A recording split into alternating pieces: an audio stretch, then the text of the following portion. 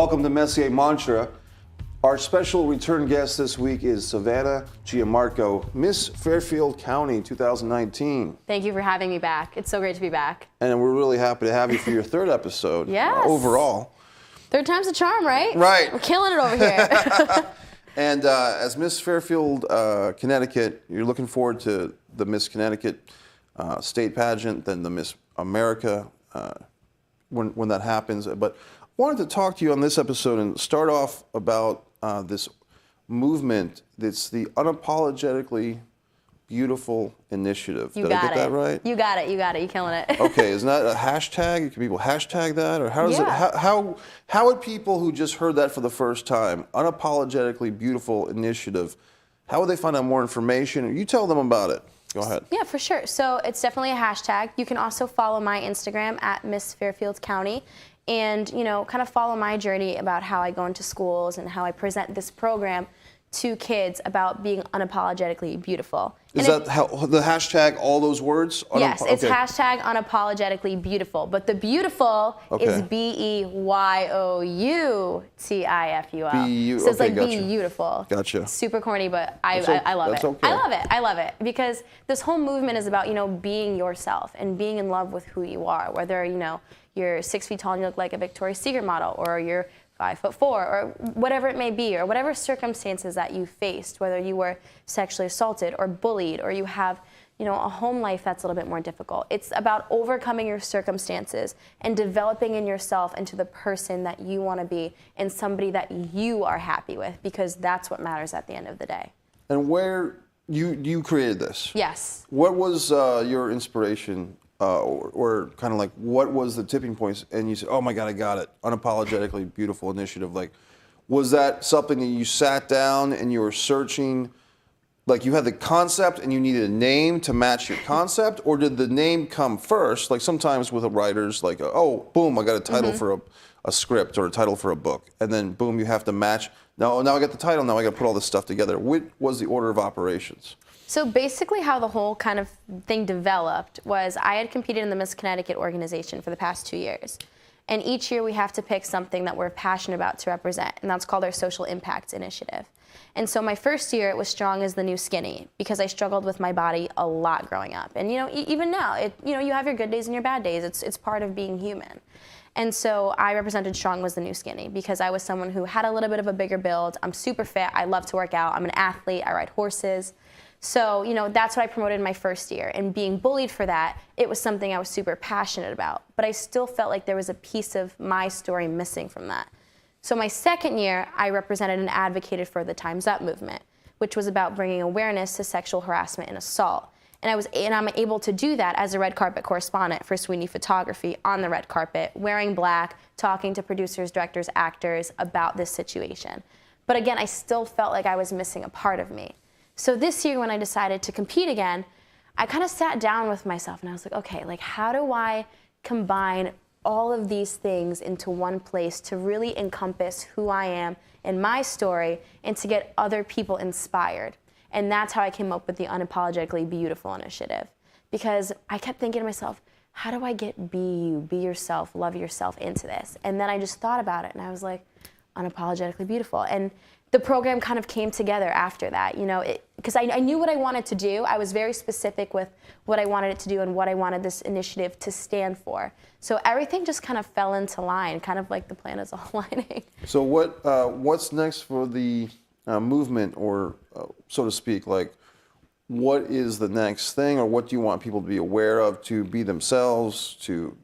Is it acceptance of self? Is it improvement of self? See, that's one thing I just go ahead. No, go ahead. Well, sometimes I feel that there's a mixed message out there in society, which is on one hand there's a lot of self-improvement, like hey, you gotta lose weight, you don't want to get diabetes, you don't want to, which is true. You don't be careful what you eat because you don't want to get cancer. Sure, of course. Then there's a whole other thing, which is, you know, body acceptance. Hey, if you're overweight, be happy, be proud of who you are. So I feel like there's kind of, for me, I'm just a guy who's been around the block a little bit, but I'm like, well, this is sort of a mixed message to the general population, but as an adult, I can kind of pick and choose what I want to hear. as a 12-year-old kid, a 9-year-old kid, and say a kid is a little bit overweight or even underweight, and they're hearing this mixed message of accept yourself but improve yourself. Get in better physical shape, but be happy with who you are. I find that that's kind of a thing where I feel bad for kids because it's like, how do you decipher when to improve yourself? Because if you want to accept yourself, you can stay home and play video games for 10 hours a day and just drink, fruit punch, and that's not going to do anybody any good. You know what I mean? And a lot of kids are doing that, to be honest, because you have kids who are playing video games on YouTube and other kids are watching them play video games. And I have an issue with that because I think that's unhealthy. But a lot of kids would say, well, hey, man, I want to play my video games.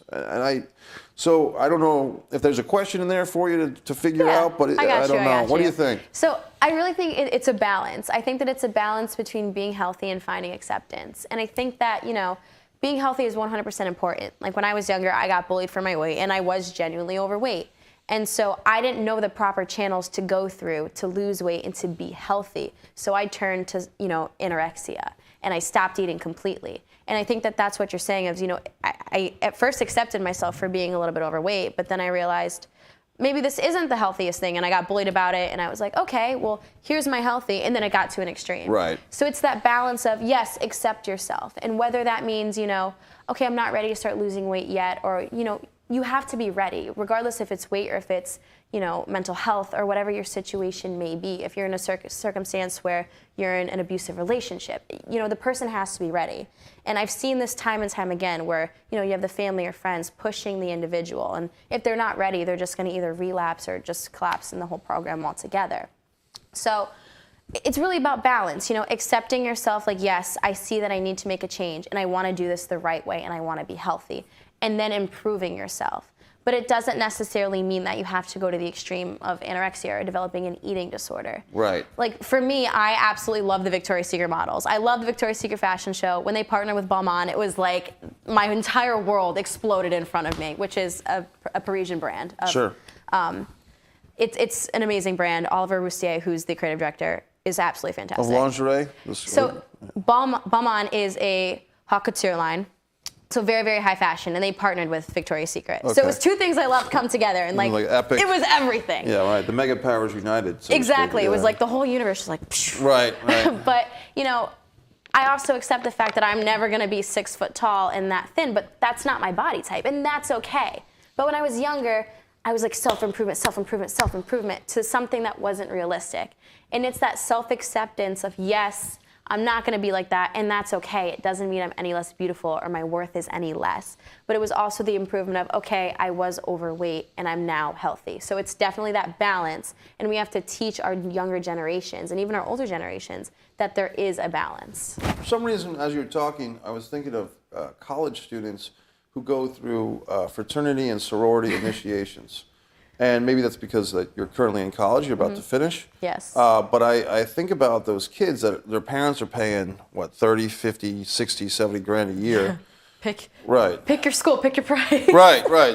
But they're paying, the parents or the kid is working for this scholarship, whatever the situation. The kid's in college, and rather just enjoy themselves, hey, now I got to go get whacked with a paddle on my butt, in some initiation and walk around a forest and chant some weird stuff. And yeah. you hear these and you're like, does that, because I was never in a fraternity or sorority, or fraternity in my case, but I never saw, why would you want to subject yourself to the beatings or the humiliations in order to have these people like you?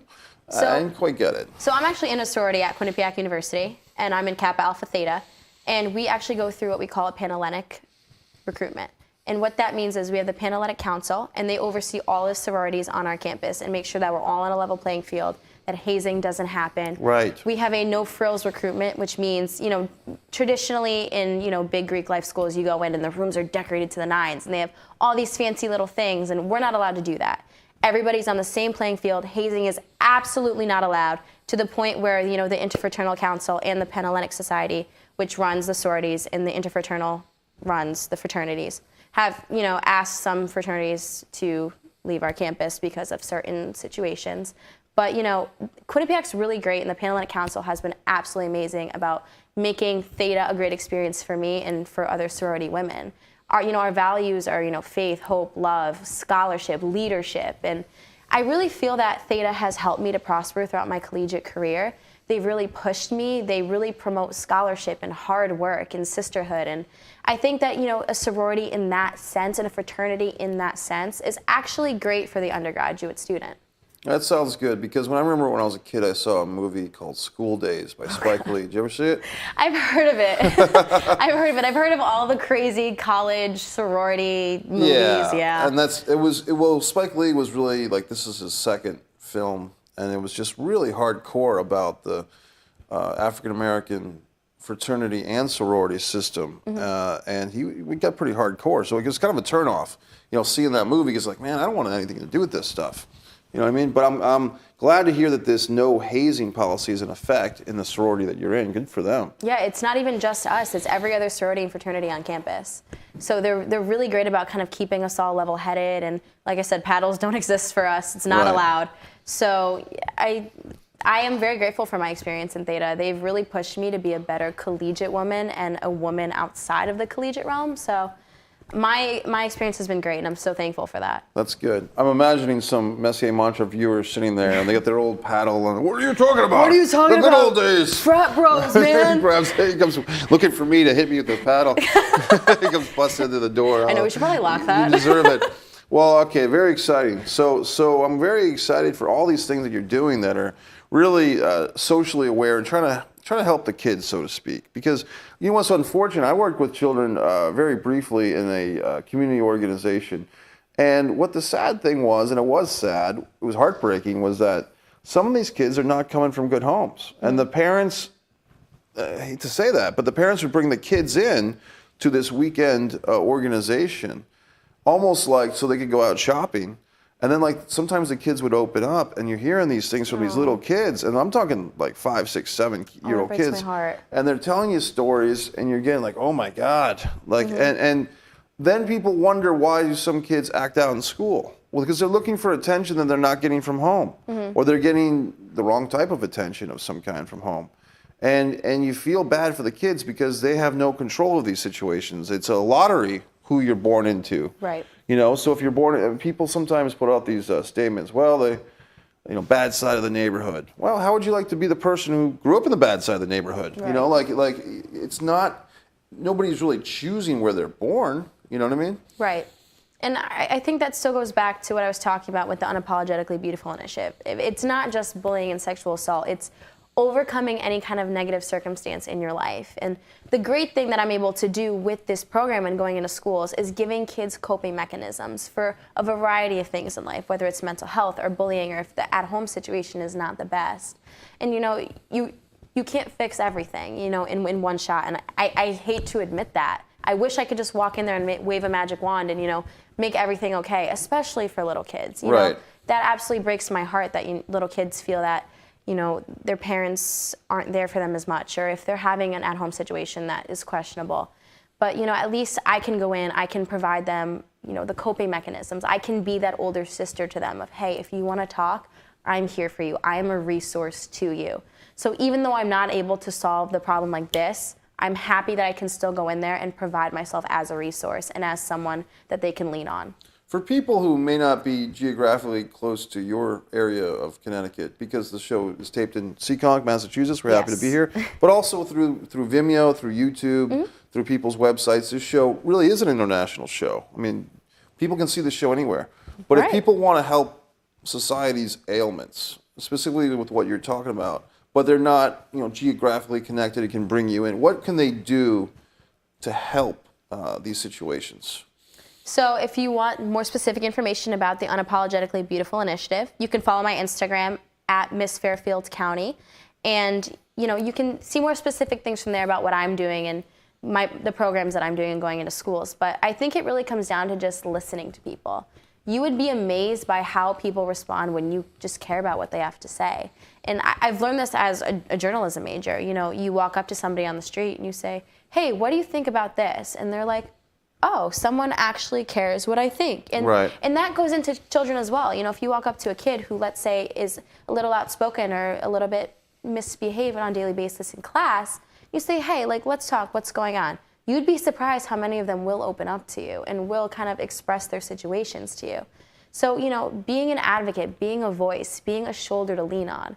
And that's my whole thing going into Miss Connecticut as Miss Fairfield County. And, you know, even if I am chosen as Miss Connecticut, further on to Miss America, I want to be that older sister. I want to be that shoulder to lean on. I want kids who are in these circumstances, who feel like they don't have a voice. I want them to feel like they have somebody. Now, let me ask you this, though, on a serious note, for your own self-preservation, do you think that might be a risk were this to happen, that taking on the society ills or the tears of too many children, you might drown in them, you know, to make a metaphor? I think that I'm strong enough now in the things that I've been through and the stories that I've seen and overcome myself that, you know, I am a resource. Like, can I solve everybody's issues? No, I can't, unfortunately, and I wish I could. But I've come to grips with that. And I think that that's what kind of keeps me from drowning under the weight. And I know it's so hard to hear these stories. I've heard so many heartbreaking ones. I've heard, you know, eating disorders and, you know, family situations that are bad, or girls who have gone through almost the exact same situation that I have. And it's hard to hear. But by knowing that you're giving them these coping mechanisms, by being a shoulder, by being a resource, you have to find comfort in that you're not just standing by like, oh my God, I'm so sorry, that you're actually doing something and you're helping them. And I think that that's what gets me through and doesn't let me kind of sink under the pressure. When you see kids in these schools, now I know it's a general question, but what, I guess what I'm asking is, do you think there's a prevalence of kids with smartphones? I mean, do the kids all have smartphones? Are they not allowed to use them during class time? How does that work? For general idea, like what's going on with kids and smartphone devices? Yeah. So the schools that I've been into, they haven't been allowed to have their smartphones during the academic day. Once they go home, they're free to do whatever they want. So I think that it's actually good to be unplugged for a little while. When I was at the Miss Connecticut competition the past 2 years, they actually take our phones away during the day. Interesting. And some of the girls freak out about that. They're like, oh my God, my phone. And, you know, I kind of think it's nice to unplug and to just kind of be alone with your thoughts and interact with people. And that's something that I think that the younger generation is missing. So the fact that they take the phones away during the day, I think helps not only with the bullying situation, but I think it also helps them develop these interpersonal skills, helps them to interact with their peers, to talk with their peers. And I think that that's something that should be encouraged at home as well. I'll give you a personal example because I don't want to make it a generational thing like against kids, but I wake up this morning and within 5 minutes, I'm scrolling through Twitter. What the hell's going on? Because it's almost like, am I looking for a conflict? You know, and I'm being honest with myself. Like, am I looking for gossip? Am I looking for the latest thing wrong with the world that I can get hot and bothered about? And I had to take honest equivalent and say, yeah, I'm pretty much doing that. The reason why I'm on Twitter at 7:53 in the morning is because I'm looking for something to be angry about. And I don't think that's healthy. And I think, and I can at least admit to that and see that in myself. I'm thinking, what is the 12-year-old kid, the 14-year-old kid, the 19-year-old kid, the bus driver? If everyone's kind of waking up looking for a social media war to get in on, or some gossip, or who died today, isn't it kind of like, no wonder there's so much stress. No wonder there's so much disease. You know, disease can come from stress. It can come from anxiety. And I think that as adults, we can talk about this stuff all we want, but for these poor kids, they're just following the leader. They're following their parents, their older siblings. And a child today that's born and within 5 or 6 years, you got a cell phone in his hand, a smartphone. True. Very true. That kid doesn't know what it's like to go a day without a smartphone where, hey, kid, you're going to wake up, you're going to go somewhere, exercise, go outside, read a book. You're actually going to go play outside with your friends. When I was a kid, it was just TV and computers. But now it's the device that's always with you. And now we're talking about, I'm seeing things on TED Talks and stuff about chips. So you got a chip literally inserted into your brain. Oh my gosh, I haven't heard this yet. No, it's happening. And it's basically cyborgs. It's basically, and it sounds extreme or sci-fi, but it's true that some people want to push technology to the point where you don't need a screen. Like, we don't need screens because we're going to put something in your eye with a little computer that you can project. I don't know how I feel about that. Well, I'm glad you don't like it. That's crazy. It's crazy, and it's scary because who's controlling this chip? Not you. If you're getting the chip inserted, that means somebody else is inserting the chip, and they have the power to program it the way they want you to. That's wild. And most people don't even think that way. They just think, well, I'm going to be the superhuman person who's going to go around and see computer screen, like a screen in my mind, And they don't challenge this technology. People don't challenge technology. They accept it. They give into it, which I think is dangerous. And when these children are coming up, then they're given a smartphone, 5, 6, 7 years old, their starting point is different than you or for me. Oh, for You know sure. what I mean? I remember when I was a kid, I spent most of my time outside, especially being someone who was in love with horseback riding and animals. Right. You know, I'd spend so much time at the barn or just like outside with my horses. And I used to be I still am a tomboy, but you can't really tell right now. But I promise you, I am a tomboy. I love to, be outside, getting down and dirty. I don't mind that. I love that. And I think that that's helped me develop into the person I am today. And, kids getting smartphones at such a young age is a wild concept, and they are being subjected and they are being shown all of these things that, my generation was shielded away from for a little bit. I didn't really know about politics until I was like 13, and Right. maybe some people would call that ignorant, but my parents just didn't see a need for a 13-year-old to know about nuclear bombs, and I should be afraid of, Korea and all these things that are happening in our world right now. And, I just used to go outside and play and, be happy and carefree, and that's what childhood is about. And it's so much different now. You're right. It really is. But I think it falls back on the parents to monitor their children's social media use and say, well, yeah, you probably shouldn't be looking at, X, Y, and Z accounts because, you get a smartphone, you have the internet, you have access to everything. So I think that goes back down to, the child-parent relationship and, what the parent's comfortable with and what the child's comfortable with. And I know parents who are very open with their children and, express to them things that my parents didn't when, I was a bit younger. And that's okay. That's a parental decision. But I do agree with you. The social media use and the technology that we have available is so much different for that when we were both kids. I see friends of mine that have kids, and their kids are really small, and the kids are kind of entertaining themselves on YouTube, like YouTube Kids, which I didn't know existed, but it's like a YouTube channel for kids or a certain playlist or something. And I'm like, man, I don't know. Like, I mean, is it that hard for the kid to watch TV or or read a book? Like, I get a little concerned because I feel like the kid who's 3 or 4 years old or even 2 is getting used to putting their hands on this little device as their entertainment and their information, and their brains are kind of, I'm wondering, are they getting fried? Like because cell phones and smartphones are not particularly good for the human eye or the human brain because your attention span gets fried.